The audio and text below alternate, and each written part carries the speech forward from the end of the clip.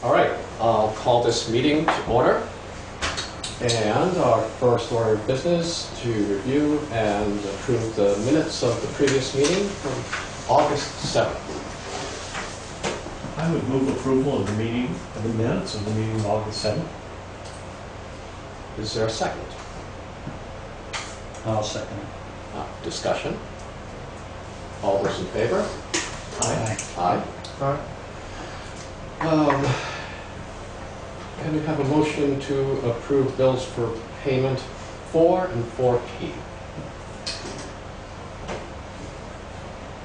I move we approve bills 4 and 4P for payment. I'll second that. Okay, discussion? All those in favor? Aye. All right, recognition of visitors and public comments. And we have Michael Going. regarding serving hours at Scott Farm. I wonder if we have to recess the select board and give this as the liquor commission. That would be the best idea. All right. If we're gonna make a motion or whatever. Yep, so we have a motion to recess the select board and reconvene as the liquor commission. So moved. Second, Second. all of those in favor? Aye. Aye. All right. So, Michael, you want to come up and Sure. let's hear what you have to say. So, at your meeting on July 24th, I submitted a request for catering at the Scott Farm for a wedding on Saturday, this Saturday coming, with the hours between 5 and 11. And I got my permit back with a 10 o'clock hour on it. The customers are very happy about that. They rented the space about a year ago and planned their DJ and all their things around 11 o'clock. And so I'm requesting to add the other hour back into it so that we can make that function go off without a hitch. I'll make a motion that we change the hour from 10 to 11. I'll second that. I noticed that on the, I'm sorry, that's discussion. No. I'll second that. Okay, discussion. I just noticed on the, was it their Act 250 permit or something, it said to 11 in there anyway. Yeah, the gals in the office got me together some information and in there. It was in the packet. In the Act 250 permit, during the weekdays, I guess it's 10 o'clock, and on the weekends it's 11. And historically, you've approved 11 o'clock up until the last couple. So that's the basis of my request. Okay, so we've got a motion, been seconded, discussion from the audience, yes? Well, I think there's two different things here. There's the Act 250 and your permit goes until 11 for the weddings, but your liquor permits, you have a policy that says 10. And that's what you've been doing in the past, is sticking with 10. When we look through the records, it seems as though we mostly let it go to 11. It was 11. Everybody was trying to go to 12 before, and we stopped them for 11. But the last meeting...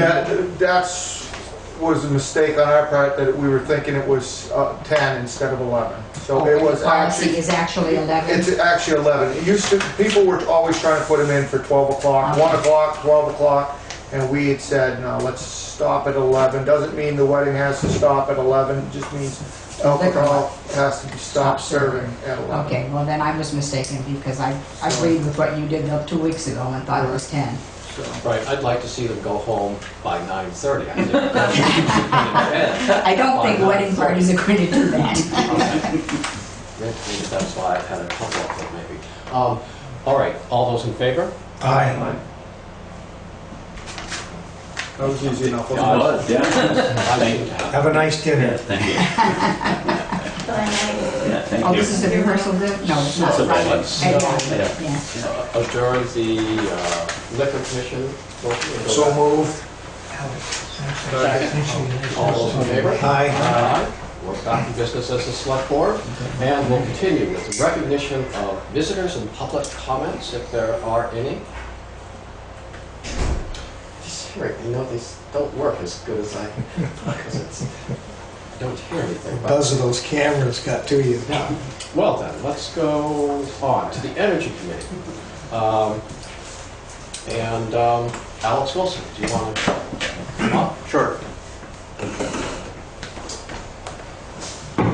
Thank you for having me. Sure. Mike Wiggum was going to be here, but his wife just had a baby and he couldn't make it. Kind of an excuse is that. Reasonable. So, when I spoke to the select board a couple of months ago, I guess, I brought up the question of whether we should pursue a solar energy system or solar electric system that could serve the town's needs, the town's and the school's needs. And the sense of the select board that I went away with was a certain amount of skepticism, but to go ahead and look into it.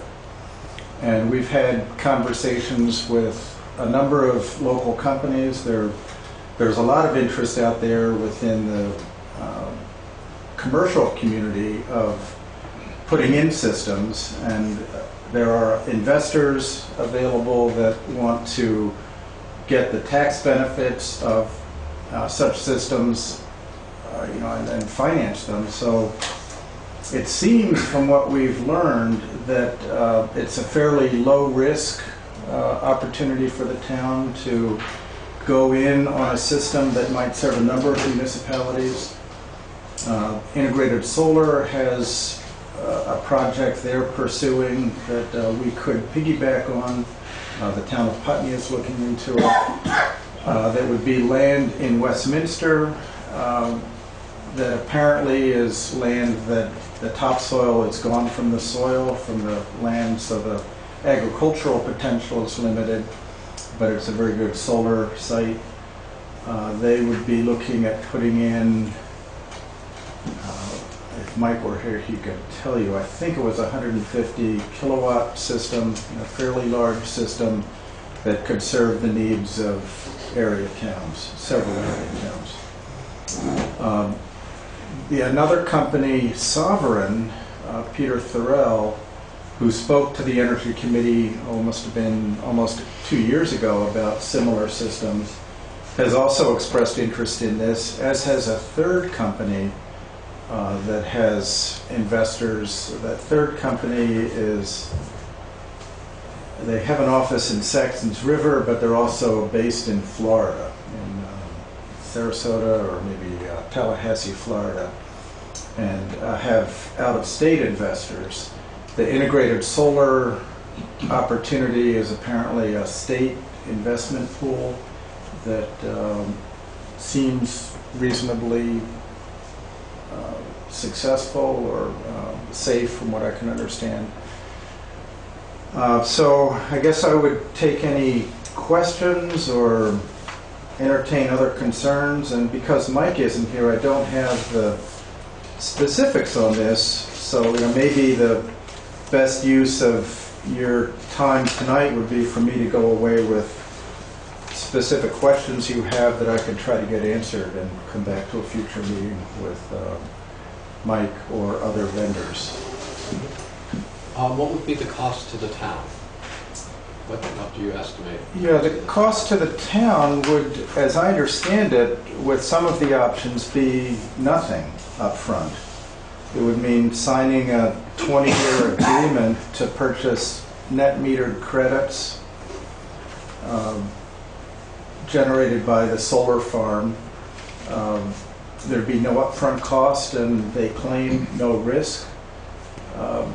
We would realize, I believe, an immediate reduction on our electricity bills. The plan that Sovereign came to us with shows a 12% reduction in electricity bills immediately. And then there would be an option to purchase the system at fair market value after a certain number of years. I believe it's 7 years, which would be lower than, less than half of today's retail cost, Sovereign said. Can I interrupt you? Why would we want to buy it if, I mean, that's sort of like, it sounds like, why would we buy the cow if the milk is free? Yeah. I don't know that there would be a need to buy it. I think this kind of lease arrangement could be maintained. Okay. The I'm a little advantage to fuzzy buying about it, that. what would be the advantage to buying it after 7 years? Well, I don't know. We'd have to look into that, but potentially, we would still be paying for electricity with this plan. We would realize the savings. If we owned it, once it were paid off, then other than maintenance costs of the system, the electricity would be free. There's a limited life of panels. Some say 30 years, some say 50 years. The inverters that are involved in a system would have a shorter lifetime, maybe 10 to 15 years. So there'd be an amortized cost of replacement of components.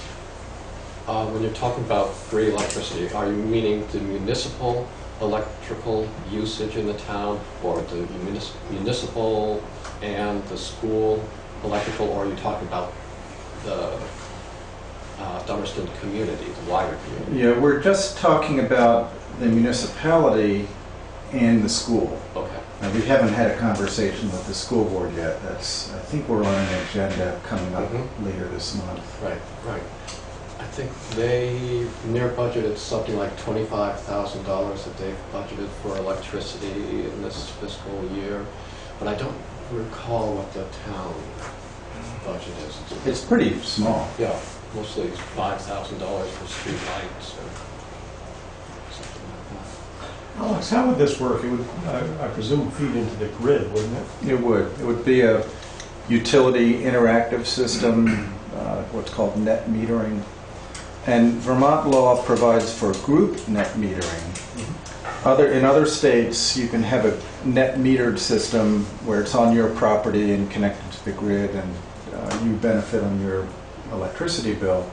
With a group net metered option, you can basically benefit from a solar system that's on somebody else's property as long as it's within the same utility territory, which in our case is Green Mountain Power. And why would our costs go down as a result of this? I think that's to make it more attractive. The investors that would be investing in this are realizing various tax benefits. I don't know the specifics on that. I'll have to get back on that. That's a tough one to predict anyway. It's sort of like people in the state of Vermont are using less gasoline now, so the revenues aren't there to support the infrastructure of the highway, so they're looking for other ways to gouge for the money to support the highways because we are becoming more frugal with our gasoline usage. The same thing could apply here somewhere down the road, but that's very true. Who can predict what that'll be? And there have been articles in the last month on this issue around the country, and even in other places in Vermont, other utility companies concerned about the free ride that owners of solar systems get, where the utility company is paying for their excess, more than the retail rate for the electricity. And does that mean that other customers are then having to foot the bill and cover the cost? There was an article in the paper, the Reformer, within the last week, about that was quite interesting, and the guy from Velco, I believe, maybe it was Green Mountain Power, commented that actually it's not. What was the comment that was made?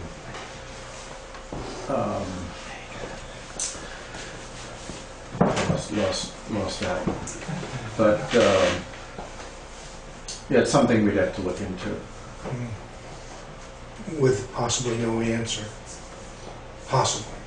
Possibly. Their claim, I get that's what it was. The claim was that they're avoiding the cost of new generation facilities if there are more customers that are feeding power in a distributed way. So that there are benefits to the utility company to encourage these solar systems on spread around the grid. So that justifies the extra amount they pay for it. And if yes, other customers may be footing the bill for some of that, but if those systems weren't going in, those other customers might be footing a much larger bill to build new generation capacity. Sure. But it is an unknown. And there was some other utilities in Vermont have recently cut back on the surcharge that's given for solar electricity or the credits that are provided. So it's hard to say, and I don't know. Again, that's another question we would have: how guaranteed are those incentives down the road? In other words, are those investors who are putting money into this going to pull out somehow, or are they locked in? I don't know how the others feel, but do you think it would be a good idea to put together in layman's terms a list of, first of all, how this would work so that people in the town could try to understand it? And secondly, maybe a list of benefits and possible detractions on the other side? And we could get that out there either with the town website, the views, and however we can, so that people could begin to mull it over and give us some kind of idea of how they feel about it. Sounds good. Yeah. I don't know how much work that is for you. Well, there are these vendors that want to see these systems happening. We get calls every few weeks from somebody that apparently has investors and want to put these systems in. So we can let them do the work. In fact, Integrated Solar was going to provide that today.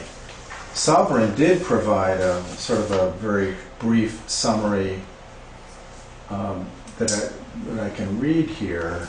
Net metering credit purchase agreement. Town of Dummerston signs a 20-year agreement to purchase net metering credits generated by the solar farm. And the benefit listed: no upfront cost and no risk. Sovereign Solar engages third-party investors and installs solar farm. Benefit: provides continuing operations and maintenance. Third, Town of Dummerston receives monthly solar net metering credits. Benefits: net metering credits based on kilowatt-hour production of solar farm. A solar bonus credit of 6 cents per kilowatt-hour. That's what Green Mountain Power currently provides. Benefit: Town of Dummerston purchased net metering credits for 88% of their value. I'm not quite sure what that means. Saves 12% on electricity bill immediately. And then Town of Dummerston has the option to purchase solar farm or share of it. A fair market value purchase option in 7 years, less than half of today's retail cost. They say no site is necessary, that Sovereign has sites available, and Integrated Solar says the same thing. And Peter Thorell from Sovereign said there's also a municipal lease option available, in which case after 20 years the system is paid off and owned by the Town of Dummerston. So there are apparently a couple of different ways to approach it. It's something You know the old saying, if it sounds too good to be true, something's up with it, because that, if everything you said right there doesn't cost the town anything. Mhm. And there's gotta be, somewhere it's gotta cost somebody something, and it's gonna cost the town something, it's gotta. I can't imagine, you know, these investors are just saying, hey, you know what, we're gonna help out the town of Dummerston and cut their electrical bill because we can get a tax break. It's gotta, to me, there's gotta be something else in there. Is that the incentive for them, that they're getting such a good break or tax benefit by investing in these? Apparently. And yeah. does it have to be a municipality that is involved? No, in fact, it's easier if it's a business. You know, that the business can reap those benefits. Municipalities can't take advantage of, I guess it's an investment tax credit. But, so there, you know, this third-party involvement of individuals or businesses that, you know, want to realize that tax benefit. I mean, I agree, you know, it sounds kind of too good to be true. I don't fully understand what's in it for them. So I think if we put together that, you know, clear layman's terms list of the benefits and the concerns. You know, we've been talking about concerns on the Energy Committee because these companies are coming in and talking to us, and you know, we're worried about loss of farmland, you know, which is an issue that came up when we talked about it before. There was concern that if Dummerston wants to have a solar system, you know, we should, you know, be willing to have land in Dummerston where that is located on, you know, not sort of outsource the impact, if one can call it impact, to some other town. And then the, you know, the financial aspects of it, which, you know, do need to be vetted carefully. Do you know other municipalities that have entered into an agreement like this, that we might say, was this too good to be true? Right. Or, That's a good in question. fact, has it worked out? There must be some towns. I think there are. And I guess just How would we the, find that out? just the benefit We'll find that it out. these businesses are actually getting, or that are Or business. supporting it. You know, what kind of, you know, it's gotta be more than just a tax break for them to say they're gonna upfront the money to do these solar systems, I would say. It's gotta be some big benefit to them, and if they get the benefit, why can't the town get the benefit if we actually put the money up front too? Well, to build a system, I mean, they're putting up hundreds of thousands of dollars. You know, for the town to do it, we'd have to. Yeah, but that's what I'm saying, is that's where it's, exactly, they're putting up hundreds of thousands of dollars To give us free electricity. to give us free electricity, and I can't see them getting a tax break for, to cover that. There's gotta be something there. How are they benefiting, really? Well, it's not free electricity, but you know, it's No, discounted. Discounted. Yeah. Alex, you talked about how by installing these systems, it would mean that, you know, they wouldn't have to build as many other generating Utility plants. companies. Yeah. Right, but, you know, what occurs to me is that, of course, you know, this electricity is produced only when the sun is shining. Right. And don't they have to build those plants for peak load, you know, rain or shine? Yeah, I mean, the advantage of solar as opposed to, say, wind or tidal power or, you know, some other renewable energy sources is that, at least in southern Vermont, the peak power production is coincident with the peak loads. It's daytime, you know, when the sun is shining, air conditioning loads tend to be higher. You know, we're becoming a summer peaking utility in the south. In the Northeast Kingdom, it's a little bit different, and there's debate about that with the system up in Sheffield, Vermont. I think that during the real hot spell, they actually ramped that down, apparently, and it was quite controversial. But in places where you've got daytime loads, where there's significant commercial activity, commercial business, power use, that's all daytime use, and mostly daytime use. And that's when the sun's shining.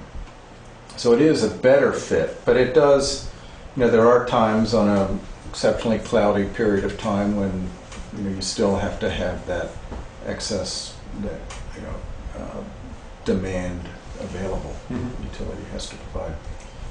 I guess I got one other thing. You said something about it not being in Dummerston, which is actually more appealing to me if it's in another town rather than in Dummerston taking up the land. I mean, you look at Route 5, you got the eyesore right there of the things, you know, at Sweet Tree Farm. You go by the Mannix Farm or Walker Farm and you don't even know they've got them there, but they have them where they're hidden. But when you've got them out in the field, why not have them in the next town upfield, not taking up our space? I would say that would be actually more appealing to me. Yeah, I mean, there was sentiment on the Energy Committee that, you know, if the town of Dummerston wants to boast about its school and municipality powered by sunlight, you know, we should be able to say that that's produced here. But It's the same sun no matter where it's same at. sun, and if there's a site that has lower impact, you know, whether it's visual impact for people that don't like the looks of them, or loss of, you know, valuable land, then sure, put it somewhere else. One of the companies that came to us, the company that has a Florida connection, they were actually looking at rooftop space in Rutland, you know, large, you know, flat roofed buildings where, you know, they saw as a site for solar systems. That raises other challenges where building owners don't want the roof membranes penetrated by mounting hardware. Lori, I saw you looking through the town report. The total that we have budgeted for electricity, including streetlights, is $8,400.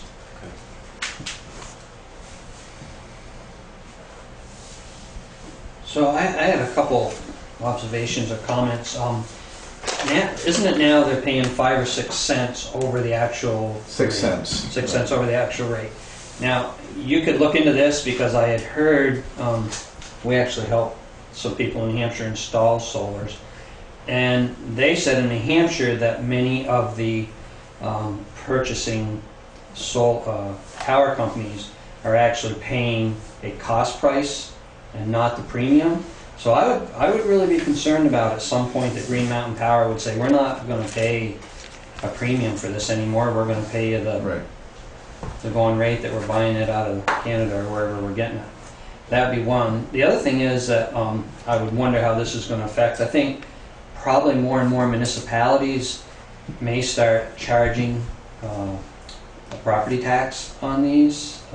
I know it's been bounced around already at the state level, and so I would wonder how that would affect these things. I also wonder about the property maintenance. Who's responsible for, you know, keeping the area mowed, trimmed, cleaned, sprayed, whatever, maintaining the property. So those are things that would bother me a little bit about it.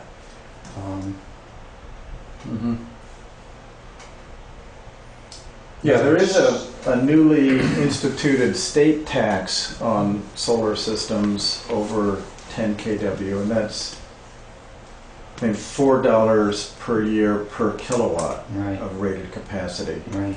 And then there's, you know, when the state instituted that, some towns, at least Dummerston, sent out letters. Maybe you heard, I think a few have heard about this. To system owners larger than 10 kW, you know, that their assessed value was going to go up according to this formula that the state had. And you know, there was some concern raised about that. And you know, there's likely interest by some in the town to have the town address that at town meeting.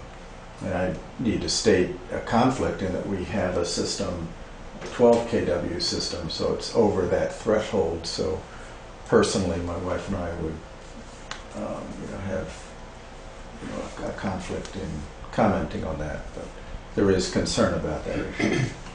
And actually, the recent article we were reading in some green magazine was that even on a house system, it increases the value of the house, like $15,000 was the example that they used. So it just may be that we're gonna look at that at some point, and certainly other communities might too, so I would think that would be a factor that would need to be considered. So, you've got a list of questions to look at, and Yeah, I've got some notes. yeah, you're going to be going to the school board soon? I believe there's a plan too. I have to check with Sam Farwell. I think he identified a date. Someone was going to talk to them. Any other questions about this? No, thank you, Sure. Yeah. thank you.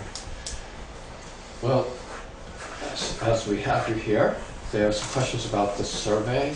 And it's generating a little more controversy than Right. maybe you anticipated. So, Yeah, and I apologize on behalf of the Energy Committee. I think clearly we should have sent you a copy of the survey before it went out and the cover letter that went with it.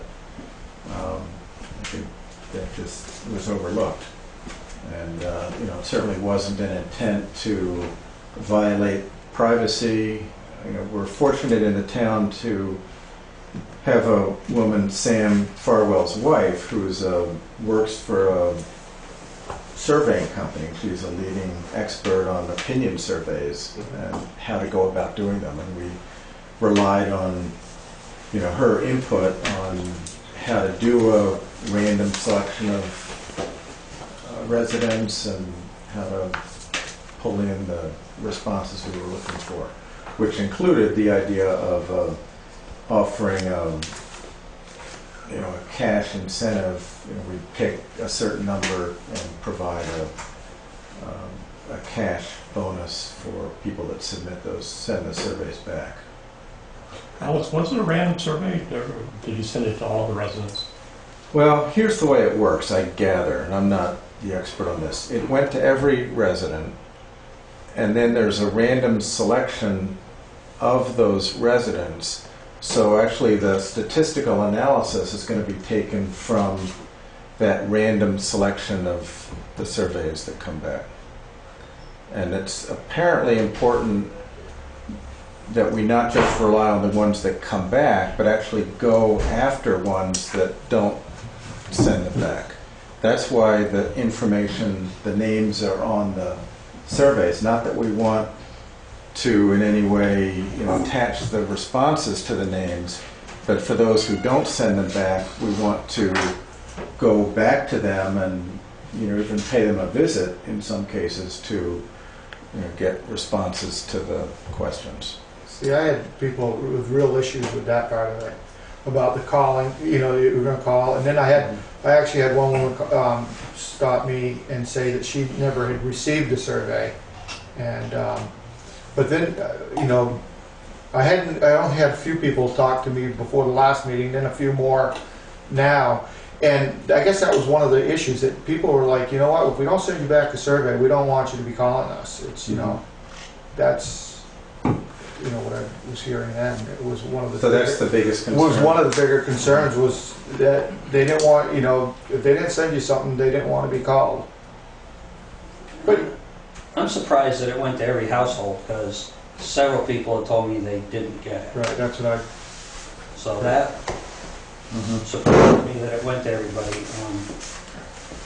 Well, People are, I guess I won't belabor the issue, but I think I'm up to 15 people now that have stopped me that are very upset about it. And I think some of them have returned the survey to you and just said they're not going to fill it out. yeah, and I don't think we've opened the surveys to see how many are coming back with, notes attached to them that they don't plan to submit it, or respond. I don't think anyone from the Energy Committee has come in to see the big box of surveys that have been returned, but we've had to open every single one of them Right, to fearing make sure that the the tax payments weren't included. Were any included? Yeah, I think 6. So if we hadn't opened them, those people Yeah. would have been penalized. Save a stand. Yeah. Create Yeah. more work for Pam. And I was concerned that an official was going to contact people that didn't respond, and I didn't know how we justified an official, if it was somebody from the BCA, a select board member, an elected official. I know in the newspaper article, it said if you didn't respond, an official would be contacting you. And I wondered how An that's... official? Constable. That was meeting somebody from the Energy Committee. Or we had talked about possibly even, getting the school involved, as a class project. And we haven't really figured that out, but, that students might have interest in learning about energy use in the town and get involved in making some calls.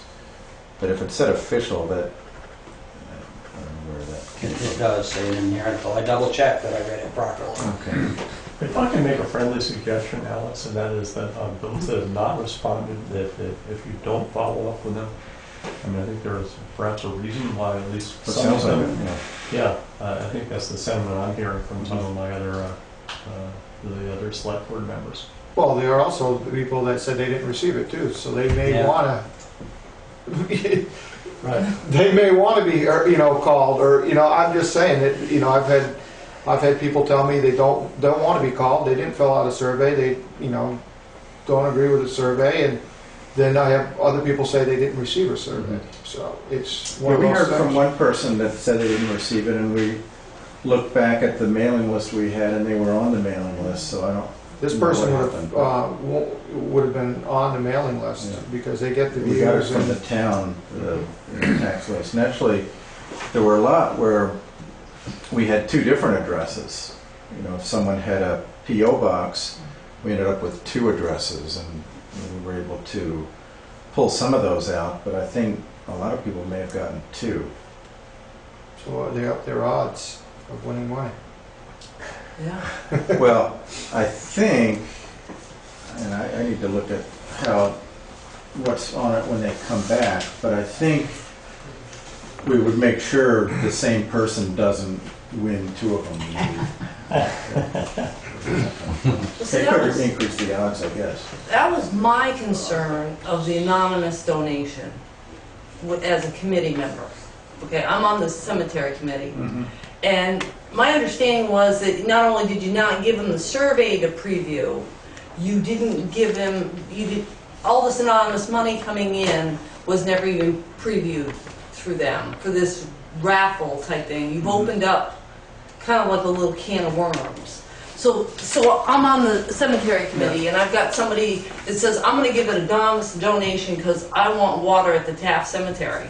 And I accept that, but I never bring it to them until after I get the money. And then I said, well, here's the money, this is what they want, tough luck, guys. I mean, so then they've got a choice to make, but I put them in a hard position. And then, oh, by the way, if you do accept it, the town's going to be responsible for the electricity for that well in the summer. So that's my concern as a committee member of doing something like that. I mean, I notify my liaison what I'm doing. Right. I never step my foot out because I don't want to be responsible. That's what they appointed me, just to kind of cover things, help them out. But it's their decision, for as the bulk of the townspeople. Sure. That was my concern. And I'm not talking grant money or anything, I'm just talking anonymous money, prior to anything else. I mean, I wasn't very involved in the discussion about an incentive, and I didn't quite agree with it. But we talked about providing a cord of wood or other sort of in-kind donations, and the recommendation came up that if it were actually a raffle for cash payments, it would be more successful in attracting a higher response rate. And I don't have a problem, but my question is, it's really up to them as the representative of the town, wouldn't it, with accepting this kind of stuff? I mean, Yeah, is it? Is it? I don't know. Good question. I don't think the select board has an actual written, I know they don't have an actual written policy about accepting donations. Because, it could get you into, I didn't accept the anonymous donation. I gave it to Lewis for the cemetery. Because I felt that maybe if I accepted that, you guys didn't want to actually clean up that thing. Lewis got it. What money? Here, I was going to split that with you, Bernard. All right. All right, I got it here. That's good. But the liaison. I mean, we've accepted donations in the past, I think. The Energy Committee has. And we've got at the town, in the account, I don't know how the accounting's done, but there's a fund for the Energy She does, Committee. yeah. I Right. do. And It's a separate account in its Yeah. own. It's not run through the general fund, just like the cemetery Cemetery, committee is yeah. a separate fund. and we get an appropriation each year, a few $100s Yeah. from the select board. I don't know what it's been the last few years. 350. 350, and very clearly that money didn't go toward this raffle, survey raffle. We solicited extra donations for that. But when you are accepting this anonymous money, is it going directly from the anonymous person to Lori, or is it going via a person? Did you actually take like the money yourself and then give it to Lori? Because It's it mailed came to the directly, town. okay, directly came, okay. And a copy of the check is given to Geraldine, but then to let her know that it's come in. And all expenditures, anything that's expended out of any of those accounts has to be approved on a warrant by the select board. Right. I'm just talking about the actual phone calls that come in and say, hey, I'd like to give you $4,000. And I'm like, yeah, that would be really nice, but I can't accept it. You'll have to talk to a board member because they're the ones that are my bosses. I don't want to set the town up for anything as a liability or a problem in the future. So that's why I sent her to Lewis. Of course, he did tell you about it. You guys did notify. Sorry, Lewis. Your pocket's You almost put empty. me under the bus. I know. You didn't tell him.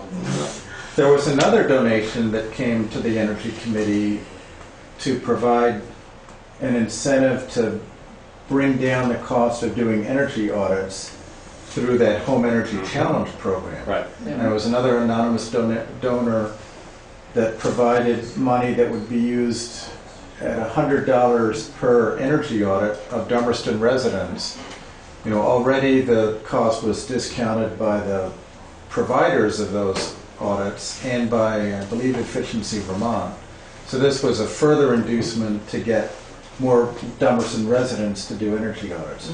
But it was another donation that came in, and I don't Yes. it personally goes- know how that was handled. Yes, it goes through the town. We get a request and we approve it, Okay. and the check is sent out of your account, out of the Energy Committee's account. So, yeah, I guess, if there's a different procedure that we should do, or if we need to come to the select board in advance of something like that, let us know. We maybe may not have thought about that. I don't think you're alone. I don't think anyone has really thought about that. Right, Historically, This it's is always new, just been given to I the think it's treasurer. new territory. Right. So maybe next time. Jody Normantel. I just wanted to present, one of the glitches is that I talked to somebody who told me today, and I had done the same thing. To fill out the form on the web, you got to a certain point and it stopped. It wouldn't let you go any further. Oh, really? So I don't know whether other people had that issue or not.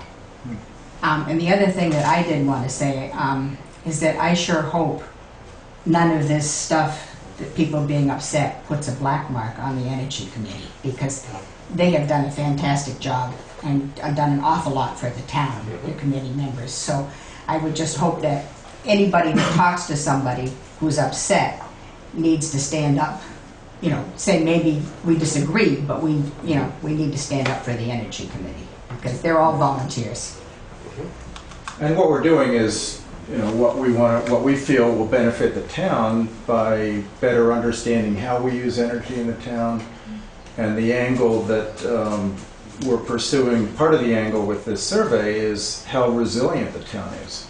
We'd love to know what % of residents have backup generators. What % of residents can get water if they lose power. If we had a power outage in Dummerston that lasted 3 weeks, and there are scenarios where that could happen, water becomes one of the the real challenging issues, more so than heat, for example. Most people have wood stoves. But that's another question we asked.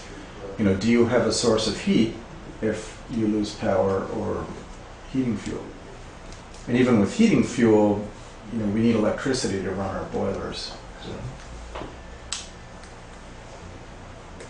Right. So, any other questions for Alex?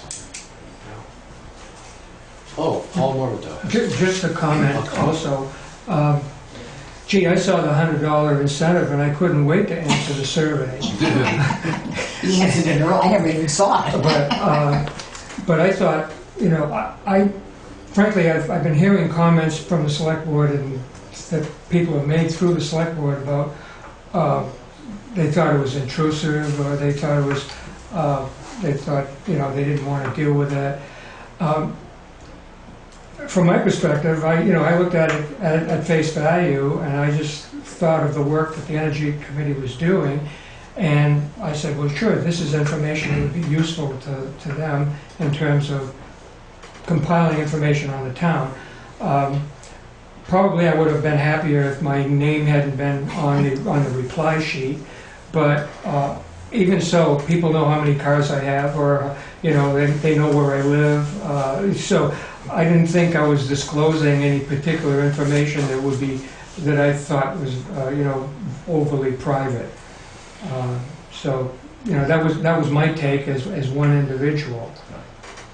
All that's on your Facebook account anyway. We don't know how to do a Facebook. That's why I I want to said know how come Paul can fill out a survey and Jody fill out a No, survey. I didn't. In one letter. Why I did that? Tried. Why I did that is because he That's filled it out and sent it in. $100. I didn't see what it was, so I wanted to go on I and was see what the questions kidding. were that everybody was upset about. And maybe that's why I knew I just wanted to play with it. You can have a survey. I do have one now. The town gave me one, thank you. Okay. And I did not fill it out. thank you very much. Thank you very much. Thanks for what you did. Well, let's see. The road foreman's report. Is Liam here? He's still here, I think. Oh, there he is.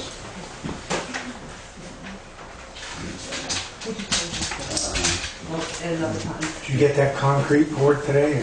No, it's Done. Jeez, I saw you down 5 days or something there like that. slavering. He looks like he stood in it. Yeah.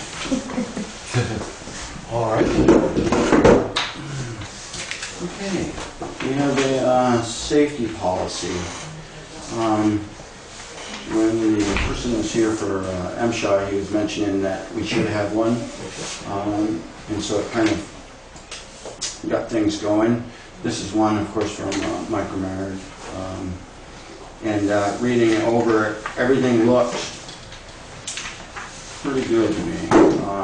We can always make changes later, too. I just think we should get something adopted and get the employees to sign off on it. Make sure everyone is kind of informed and we have something in writing. So that's pretty much the purpose of it. Right. I looked it over. I thought it was pretty good. And in fact, I took a copy back to the farm for us to use there. Did you have a chance to look at it? I did, yes. Yeah, I thought it was I did too, Yeah. yeah. pretty thorough. Yeah. Pretty thorough. Very thorough. Okay. So would you like a motion to... I'll move that we accept the employee safety training template or policy? policy. Second. Oh, yes. Discussion? All those in favor? Aye. Aye. There you go. All right. That's quick That was action. nice. Yeah. The Dutton Farm Road update. Yes, we are proceeding with that. Everything seems to be going all right. We're still at budget or under. We put approximately 3 weeks on it, the project, as far as the sign. I'm thinking it's going to be just over 4 weeks. couple rain days. We had to hammer ledge for over a day. And then a couple other things with the concrete took a little longer, and just my underestimating how much material we had to take out too. It's quite a project. So that's the plan. Everything seems to be going well. We're hoping to have it at least so the kids, if there is any up there, they can at least walk across it during the first school. Because I think that starts like next Wednesday, Thursday, something like that. End of the week. Next week. So that's just about all I have for an update on it. Yeah, I didn't have a whole lot, but Quarry Road, remember we had talked about the yield sign, but Rice Farm Road does go across the bridge, so that's all Rice Farm Road. And my suggestion would be to put a yield sign at the south end of Quarry Road. So then Rice Farm Road would have the right of way, and Quarry Road would have to yield to Rice Farm Road. I mentioned it to Lori once that we should find out actually how we have to go about adopting that, but I think we'll probably have to wait for another meeting before we come up with the paperwork. Because also we should adopt the, on the north end, we actually put up a stop sign going towards the covered bridge, and a yield sign coming up that steep little spur, and they were never officially put into the loop. And we should probably do those two also, if everyone still agrees that. I think what you have to do is actually amend the traffic ordinance, because that's where it lists the stop and yield signs. Okay. I can check into that for them. Sure. Great. But that's all I had, was just and any questions about the project or any of those things or anything else? I have a question. Yeah. On Middle Road, Lee. Yeah. It's almost impossible to come out Middle Road with a trailer and stay on pavement, or it's really impossible to come off of Route 5 and stay on pavement without crossing the center line. And I know that the state wanted that to turn to a T intersection, but I'll tell you, it doesn't work well at all. Yeah, people tend to cut. You either got to put the front of your truck down over the bank and then to stay on the right, on your side of the center line, or cross the center line, which that really needs to be looked at differently. And I know it's a state that probably controls that, but yeah, we met with them down there, and I was thinking Paul might have been involved with that. Were you? Did you meet down there or not? It was when I was on the board, but I can't remember if I was there or not. Yeah, we met there with an engineer. You're going south if you're Perfect 90. Even going south when you pull out, you can't stay on your side of the center line of Route 5 without having your trailer end up over in the. Yeah, I mean, we can meet with the state. And I'd be glad to meet with you if you. Right. I think we really need to whoever's wants to meet, we should meet with the state, because I think if we just meet, there's nothing we can really do. Yeah. And I'd have to get a hold of Mark Pickering and just see who's in charge down there as far as if we want to try to change something like that. I do know that there's always a pothole on the that one side, because that's where people go, and on the other side. And you have to stay on the side of the line. Right. It is tight there. Were you involved when they were trying to buy a little bit more land, or were talking about getting more land to? No. Is that after you? To try to make that a different intersection. But. Okay. They wanted to make it a perfect 90. Yeah, I know, and it just doesn't. Think of the problems then, as opposed to now. It worked fine before. Yeah, I know. Yeah, as a Y. Yeah, I know. It bugs me every time I come around there, particularly with the trail. Yeah, that's the person I think we have to get a hold of. And people actually will cross, come on your side. Oh, right. Oh, yeah. Yeah, and they come at 40 miles an hour. Yeah, or 60. Yeah, right. If you're lucky. Yeah. Well, I'd be willing to work with you on that. Yeah, we can definitely give them a call. Into it someday. And yeah, I don't think it's a great setup. And when they were describing it to us down there, what they were going to do, I understand their theory. 'Cause they want people to come to a stop. Right. And be able to look both ways. Right, and with it a Y, people tend to just do that and keep going. Right, yeah.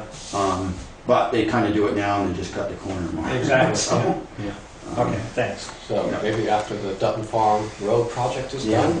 Yeah. I'm just asking for probably maybe 5 years from now, we could get it changed. Oh, I don't think it's gonna change, but we can talk to them about it, because I don't think they're gonna change it, but we can definitely talk to them again, Yeah. about it again and see. I definitely think it's, yeah, it's an intersection that gets, you can't keep a yellow line on it because it's, people drive on it all the time. Thanks. And talking about the yellow lines also, Lori did call the state, and I haven't been around very much. They haven't never, called you back. I knew that. No. So, It was So a she state was- holiday, we found out that. Oh, was it? About Oh, it, okay. yeah. so she did check on the yellow lines, what their status was. And, So we have to move to the back of the line now. I know. Yeah. yeah, exactly, I told her not to call. Not a problem. Anybody have any calls about it, talk to Laura. I can't remember where Maria and I were, what, a week ago, where they just sprayed the yellow lines, and you don't want them to spray it because they were this wide. Yeah. The spray was, I said, oh God, I hope they don't come to Dummerston next. I'm planning on scheduling the white lines, because we're scheduled to do the white lines this year.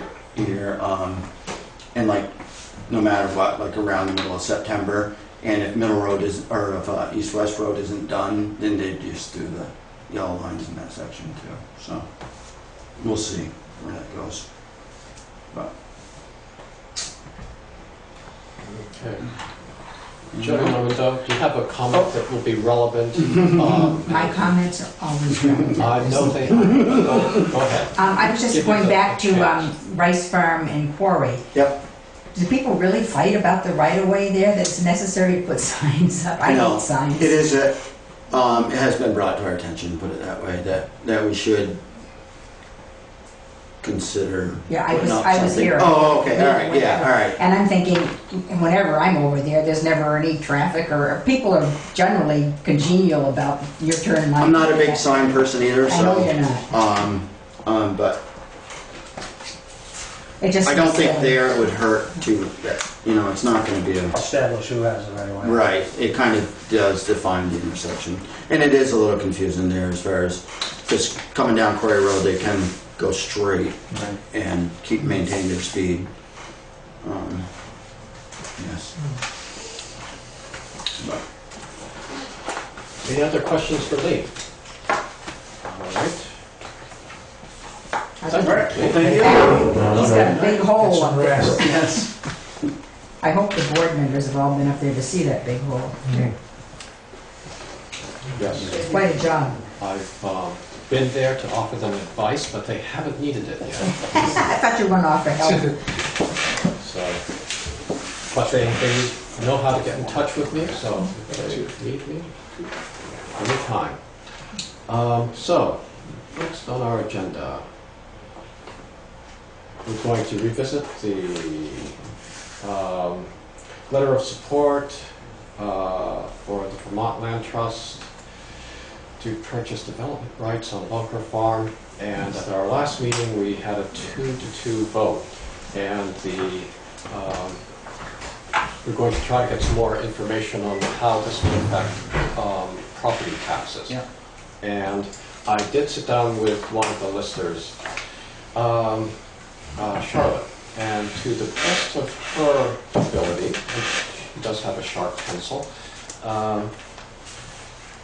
the best she could come up with, without taking it to the state, she had wasn't able to figure out how it's in current use now, and she could, it will most likely stay in current use, but to figure out the current use rate, she would have had to know the exact amount of forest land and pasture land, farmland, and she didn't have that. And she told me she would have needed the state to help figure that out. But if she looked at it as just under the residential rate, she went through the paperwork on the property, and to the best of her ability, with the land that the Cassidys are keeping, and then dividing this out, what the land trust is going to buy. She was estimating that the listers would probably put a value of $543,000 on that. The residential tax rate on that would be just under $10,300. And that's the listers were unanimous in thinking that they wouldn't want to, just because it's conserved or the development rights are sold, they would still want to value it at its full market rate, just like they wanted to with the Schmitz land. If the new residents or the land trust appeal to the BCA and try to get that value down to $386,000, which is what the people are going to be paying for that land, right? Right around there. Yeah. 396. So if the BCA were to agree with them and lower the assessed value to $386,000, using the residential rate, it would be $7,314. So a difference of just under $3,000. And that's her best guess. That's not... the listers have said they need to go back out to look over the buildings again and come up with, Well, that will the property was purchased from Larry Cassidy for $854,000. If they drop it down to $386,000, what you're saying, it would be $468,000 coming off the top of the grand list. No, I think part of it is that the Cassidys are keeping a chunk of that land. No, but the land was purchased. Right. That portion that's purchased for the bunker farm was purchased from Larry Cassidy for $854,000. Right. Right. And so he keeps his portion because the total property was what was it? 1.5. Yeah. 990. Well, just going through the records that they have, looking at land and buildings, the condition of the land and buildings, water, septic or sewer, that $543,000 figure is what Charlotte came up with. Might be different, but that's what she came up with.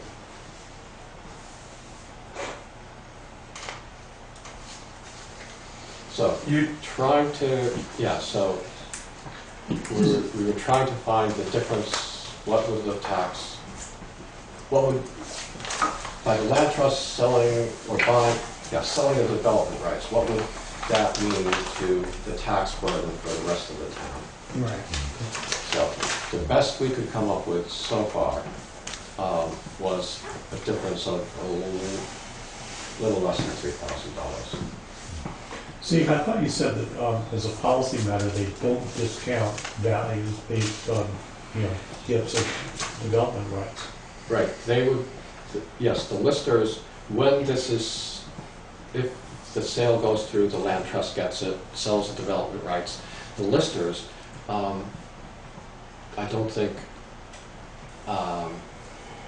they haven't in the past, said, oh, the development rights are sold, so this is only worth, $386,000. They've said their policy in the past has been to have it at market value.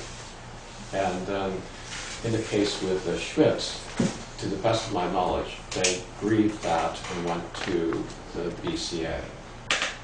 And what was the BCA decision? To give them the lower rate. Yes.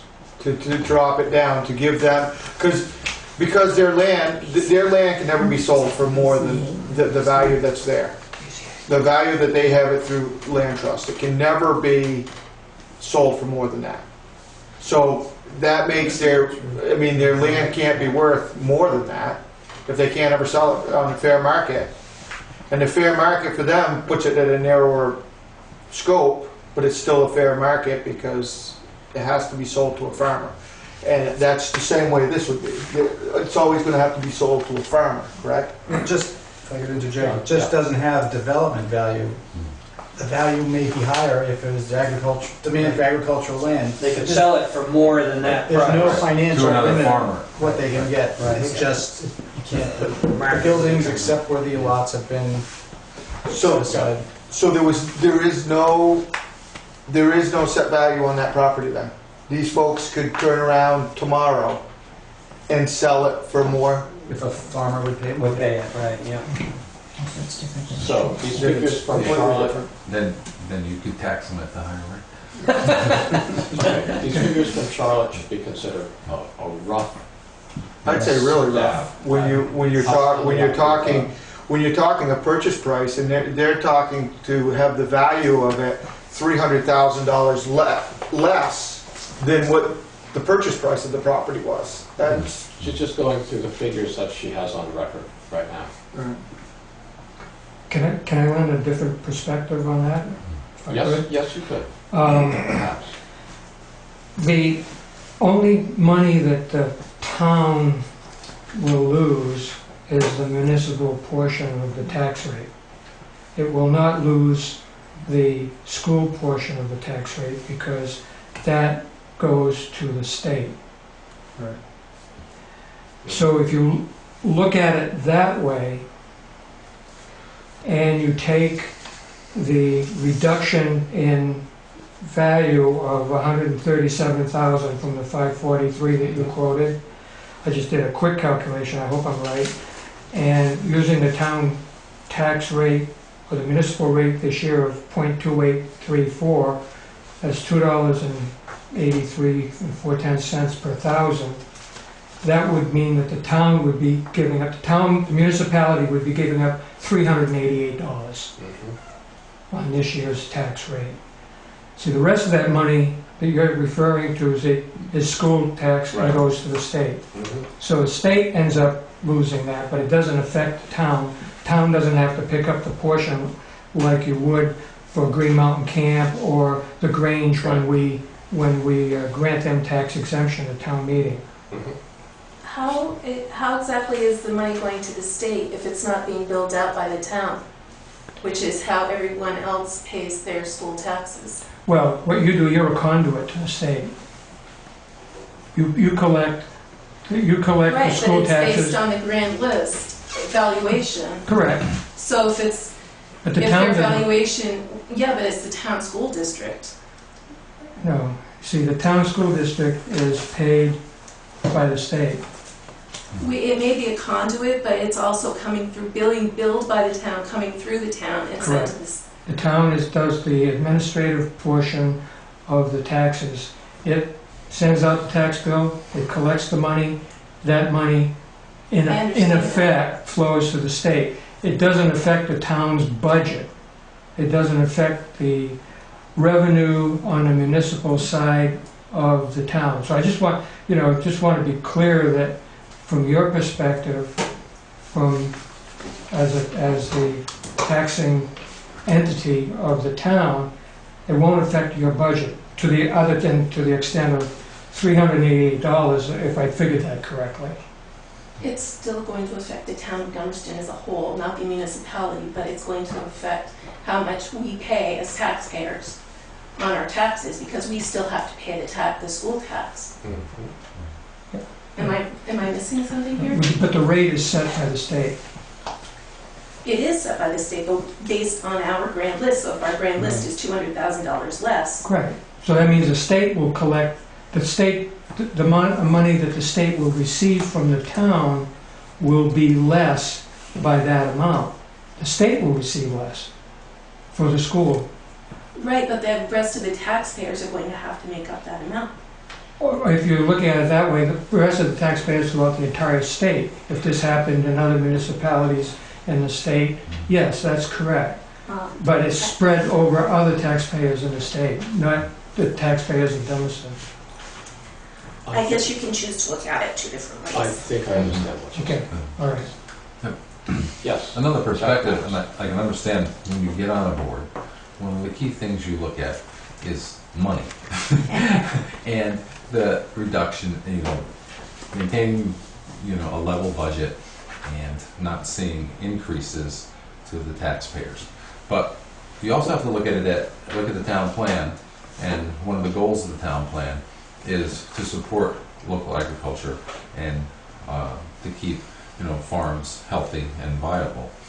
And what we're doing here is taking one of the key farms in the town and we're bringing it, sort of bringing it back to life, which is pretty rare across the state when a lot of farms are abandoned. Because when a farm is abandoned and it's developed, it is lost forever, and you have maybe houses or services that are needed to be provided in the long run.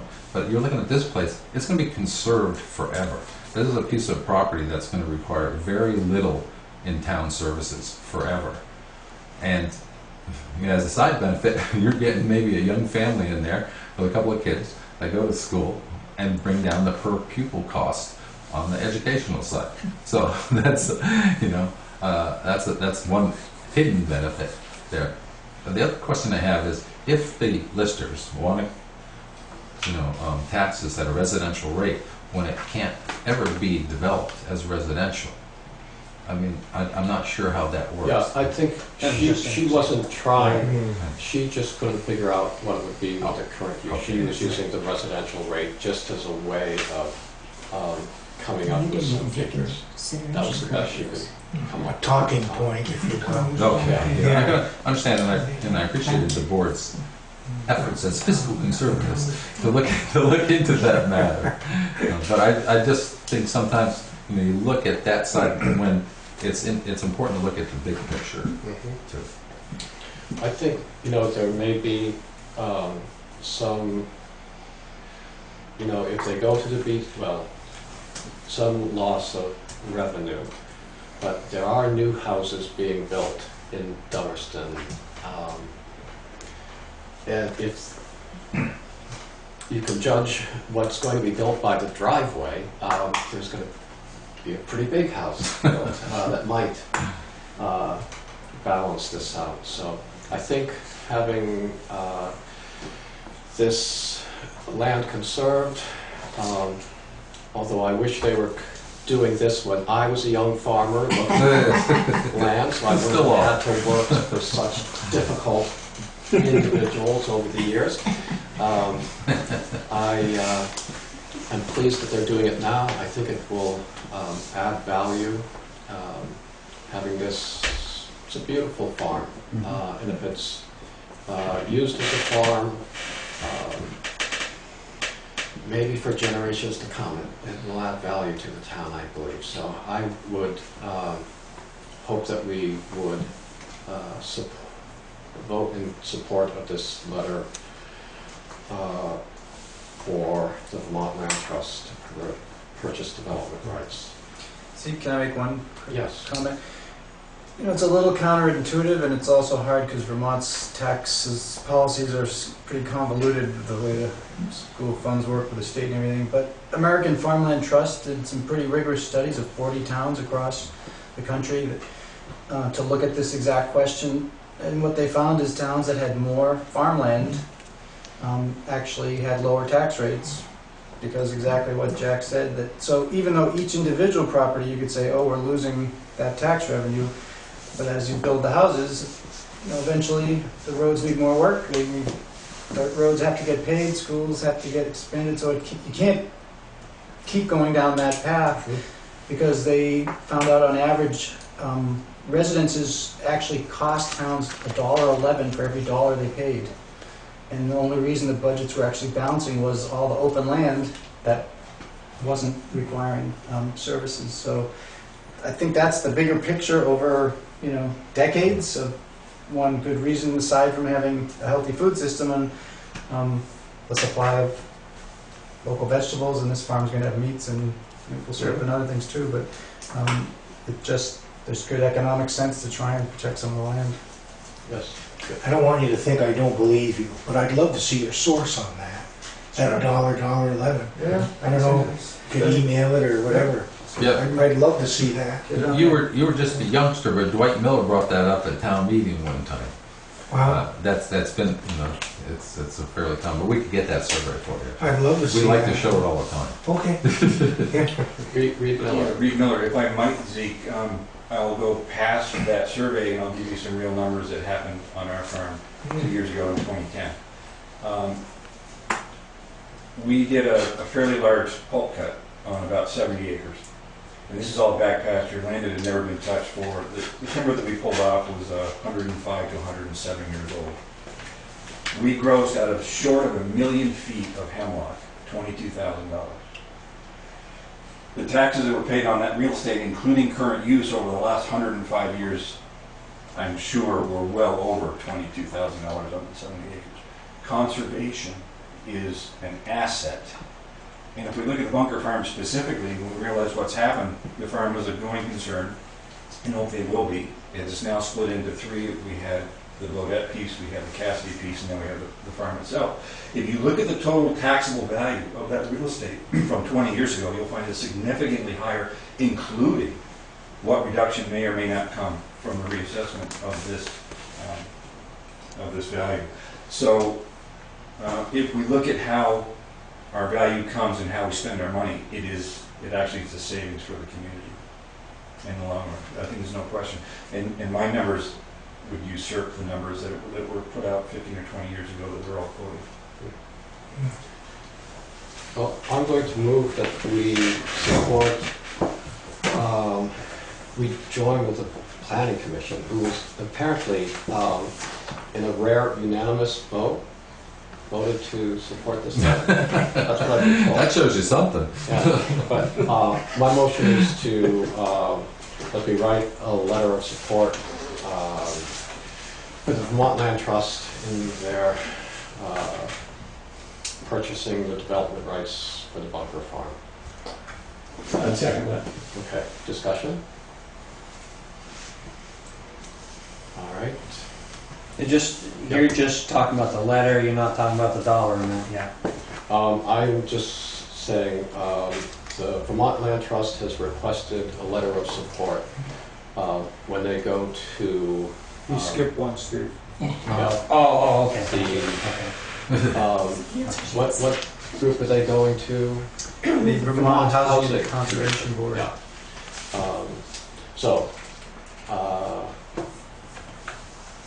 Yeah. Yeah, did you have a second? I'll second that. Yes, well, now we've got 2 seconds. Oh. All those in favor? Aye. Aye. Opposed? It passes. Thank you. I'll be happy to write that letter. That has to be done by the end of this month. Yep. So, wish me better luck than, changing the name on the CD, but Tom Bodette is still. Yeah. Next on support. Okay, so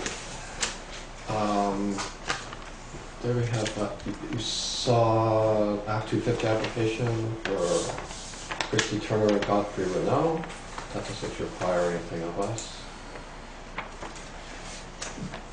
Oh. We have, I've got mixed up on my agenda here. Who wrote this agenda? Okay, so we're going to move on to a request from the Farmland Protection Committee for $18,000 to go towards the purchase of development rights on the Bunker Farm. It's a recommendation. Recommendation, right?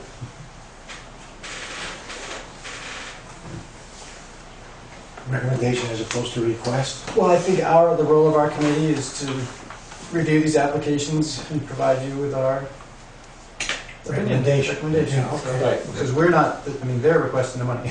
Right, so in our packet, we have a letter from the Farmland Protection Committee recommending this sum go to help with the purchase of this farm.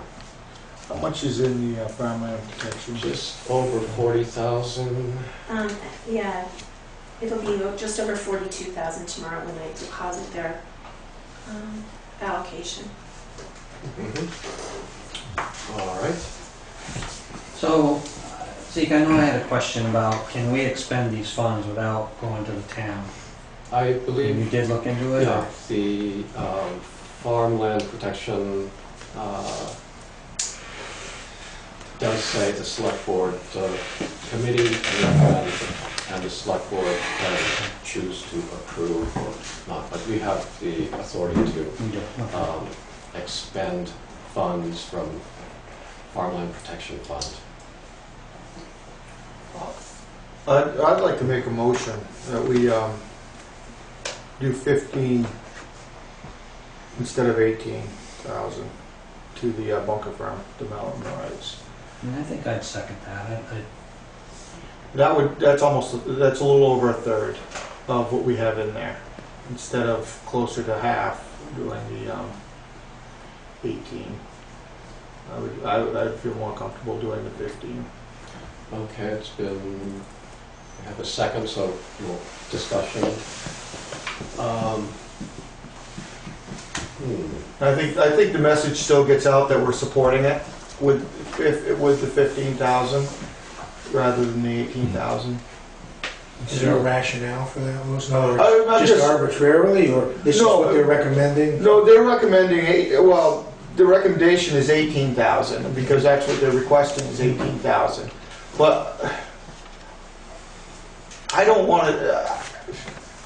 Look how long it's taken just to get up to $42,000.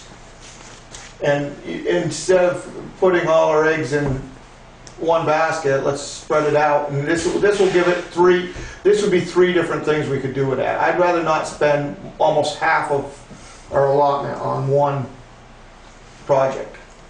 Not that there's another project in the works right now, but this fund has been taking a long time to get up to this amount. So I'm just, I'd hate to see it go down $18,000. I mean, 15,000 is only $3,000 difference, but it's closer to being a third of it than. Yes, I would say I'm sympathetic to what you're saying. I would say, I guess I'd trust this committee that they came up with the 18,000. I don't think you came up with 18,000 thinking we were going to talk you down to. They didn't come. That was requested to them, right? If I may comment, I mean, the committee had talked about that we thought we should never expend more than half of the fund on any one project. I can't remember if we conveyed that to Joan. I think we may have, and so she came in conservative, knowing we had something less, asking for less than half. My concern is one reason the fund hasn't grown is we haven't done anything. So we were putting in 5,000 a year, and then this last year town meeting was 2,500. So I think we mentioned last time, I'd like to see this sort of as a capital fund where there's a reasonable amount every year goes in, and I understand what you're saying. I sympathize with it too. My only concern is she's put a budget together. That 18,000 is less than 2% of this whole project. So by shaving off 3,000, I just think someone might read between the lines that there's some, lack of full support. It's hard to. I'd rather see us put an extra 3,000 in a town meeting than make up the difference and say. See, that's what I said at the last meeting that I didn't want to have happen was being made up at town meeting just because we took out 18,000. I don't want it to be made up. No. So I mean, and I guess it's not really reading between the lines because I think what even you folks have said. This is like you said, it's only 2% of the whole project. It's more of a gesture, and we're saying, here's $15,000. We're putting this out there, and I don't see how you read between the lines saying that it's not getting the full support.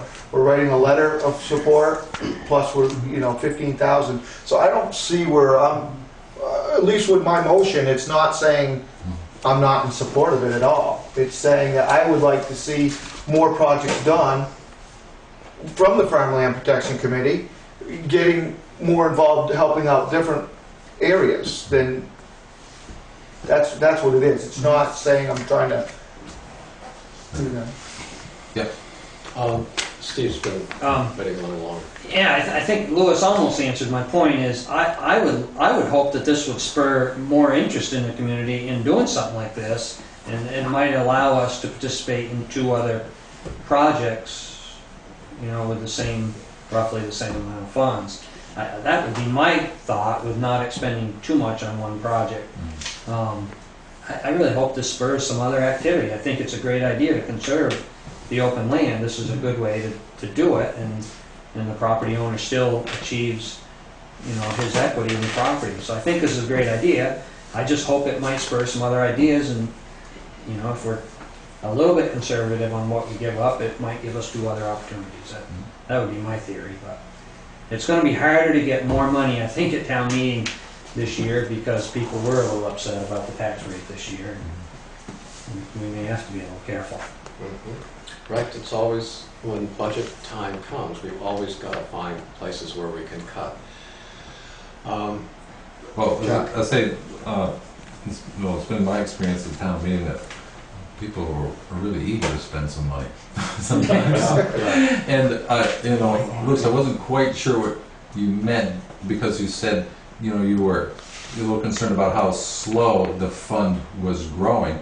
I mean, we'd be glad to ask Isha to ask for more, and if No, but, you know, to grow faster. Private donations could be put in there. I mean, citizens could put money into it. I think that would be a nice article for the Views that, you know, say we have this fund, that we could ask for, you know, additional monies. One of the things that I think we need to put in perspective is that we started this fund many moons ago with money from the Maple Valley tax sale, and we haven't had a lot of requests. Well, we've had one frivolous request, and we've had this one, and so we haven't really spent any money, you know. So this is what this does is, if we take this 3,000 out of this motion, then we have to add 3,000 somewhere else in the fundraising, you know, or in Joan's budget to make up for it.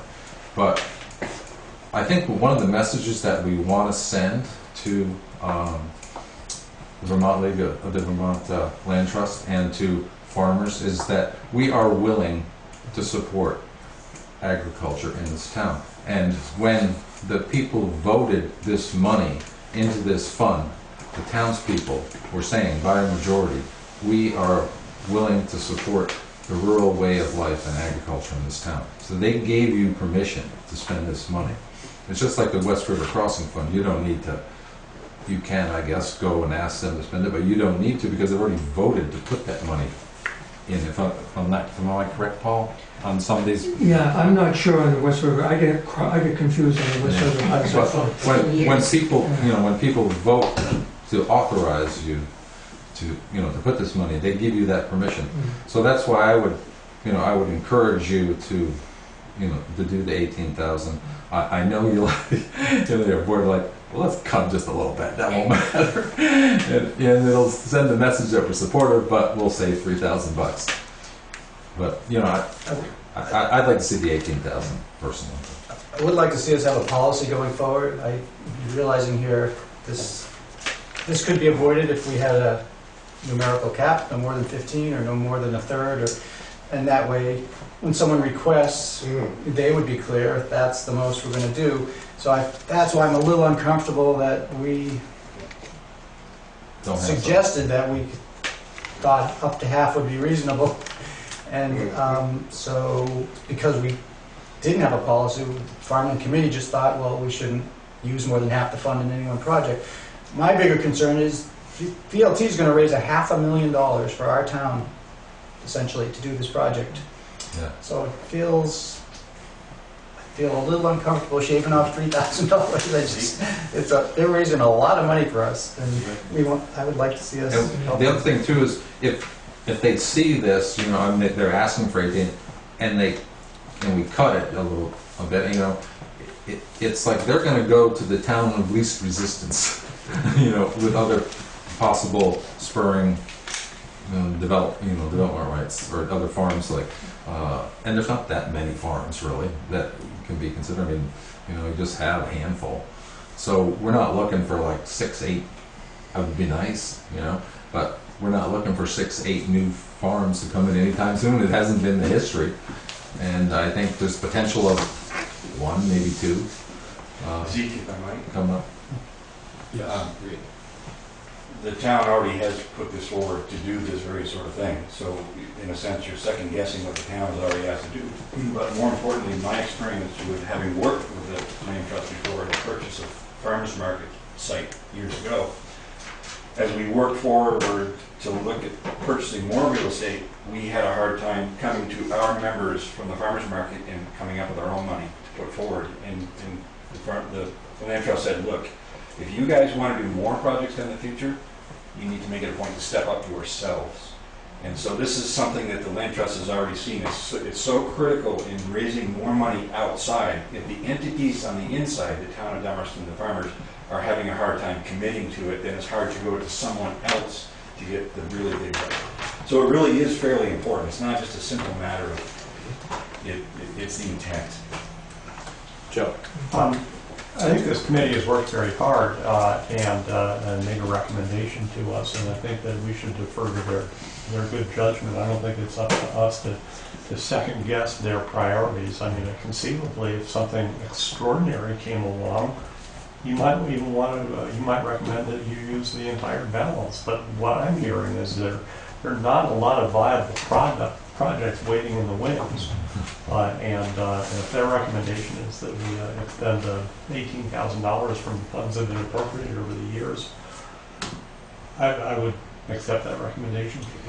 A little history, I think through a couple of budget seasons here, we've also looked at this fund and said, you know, they're asking for this, why should we put that much in the budget and never use any? So here they are wanting to use it and making a recommendation, So you've got a motion, been seconded, to expend $15,000. Can we get a friendly amendment, Lewis, to go to 18, take it in one thing? Oh, I don't care if you want, or you can go to 42 if you want. I mean, if they don't want any more projects, I just assume go to 42,000, give them the whole shoot match. Well, then we'd have to replace it next year. Well, I mean, I'm looking at, it's Got gonna a try. motion, got a motion, been seconded, all those in favor? No, can we This is, point of order?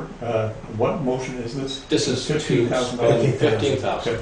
Well, you just made a friendly amendment, I accepted it. I didn't Oh, hear, yeah, I accepted his friendly amendment. I said if you wanted to go higher, I I'd don't go think higher he- too. I think Right. this was more rhetorical. No, if he wanted to go higher, I'd go higher is what I was saying. So if he wants to go to 18, I've accepted his friendly I'd amendment. recommend we go back to the 18, seeing how I seconded Okay. the original. well, we could do this in either of two ways. The convoluted one, or just vote this yay or nay, and then go forward with another. Well, you've had the second, so. Have we? Yeah, I mean, I accepted his friendly amendment, so. Okay. Okay, so we've had a friendly amendment to raise the amount to 18,000. Yeah. All right, that's what we're voting on. The All those- amendment? Let's see. The motion, yeah. The motion as friendly amended. Yeah. Yes. Okay, all right. So we're voting to approve 18,000. Yes, that's my understanding. That's your understanding? Is that everyone else's understanding? Listen, you're the boss, if that's what you understand. All those in favor of expending 18,000 Yeah. for whatever amendment that was, 18,000. Aye. Aye. Opposed? Thank you. No, thanks so much. I appreciate your support. Thank you very much for the work you've done on this. Yeah, you guys are working on it. Thank all of you for coming in too. Yes. Speaking intelligently, eloquently, except for you, Jack. He's been up for 16 hours. Well, you know, I was on the select board, so You picked on my I'm used to age. not being eloquent. You're paying the price for picking on my age. All right. Thanks, guys. Thank you very Thank much. you. Thanks so much. Well, let's see. Thank you, Reed. Thanks, guys. Thanks. Unfinished business, we My agenda is blank there, is yours? Other business? Come before this august board. It is August, isn't it? Yes. I don't think there's any need to go into executive session. Motion to adjourn? Second. All those in favor? Aye. You made up some time in the last. Yeah, you dragged it on a little extra.